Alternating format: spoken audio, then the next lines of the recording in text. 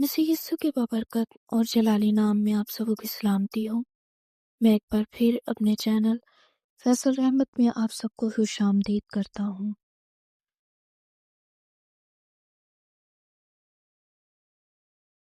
بیسواں روز تفریح طبع یعنی طبیعت کو خوشی بخشنا۔ خداوند میں خوش رہو، پھر کہتا ہوں خوش رہو۔ فلپیوں اس کا 4 باب اور اس کی 4 آیت۔ گھر کے دھندوں سے فرصت پا کر گھر والی کو سیر اور دل بہلانے کی ازبز ضرورت ہے۔ اس سے دل و دماغ دونوں تر و تازہ ہوتے ہیں اور طبیعت بھی خوش رہتی ہے۔ تمام وقت ایک ہی قسم کے کام کرنے اور گھر کی 4 دیواری میں ہر وقت بند رہنے سے طبیعت اکتا جاتی ہے۔ شہروں میں تو دل بہلانے کے بہت سے طریقے ہوتے ہیں۔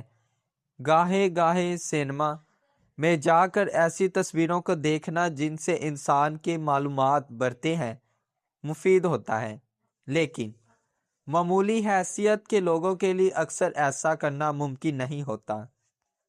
تفریح کے ایسے سامان بھی ہیں جو قدرت نے ہر حیثیت کے لوگوں کے لیے مفت مہیا کیے ہیں۔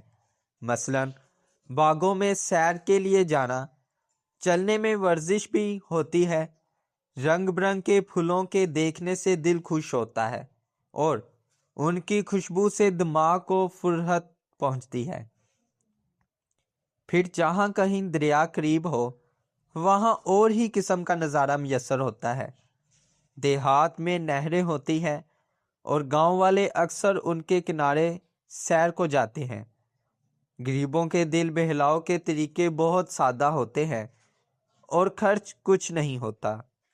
ان طریقوں سے صحت قائم رہتی ہے اور یہ سب انسانوں کا فرض ہے کہ اپنی جسمانی تندرستی کا خاص خیال رکھیں۔ جب جسمانی، روحانی اور دماغی صحت درست ہوتی ہے تو انسان خود بخود خوش رہتا ہے۔ پولس رسول اسی خوشی کی طرف اشارہ کرتا ہے۔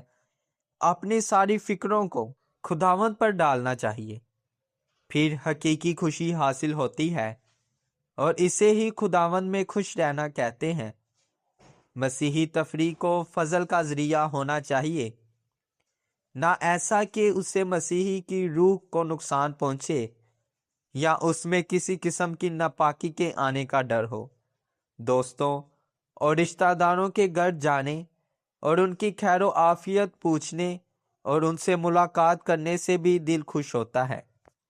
فلپیوں اس کا 6 باب اور اس کی 28ویں آیت میں پولس جب افردتس کو فلپیوں کے پاس بھیجتا ہے تو کہتا ہے تم بھی اس کی ملاقات سے پھر خوش ہو جاؤ۔ عورت کو بھی اسی طرح اپنی دوستوں کے ملنے سے خوشی نصیب ہوتی ہے۔ قدیم یونانی کہا کرتے تھے کہ تندرست جسم ہی میں تندرست دماغ اور عقل سلیم ہو سکتے ہیں۔ ہم کو خداوند کی خدمت کے لیے زور اور طاقت کی ضرورت ہے اور ساتھ ہی جسمانی صحت کی بھی۔ پولس افسیوں کا خط اس کا 6 باب اور اس کی 10ویں آیت میں کہتا ہے خداوند میں اور اس کی قدرت کے زور میں مضبوط ہوتے جاؤ۔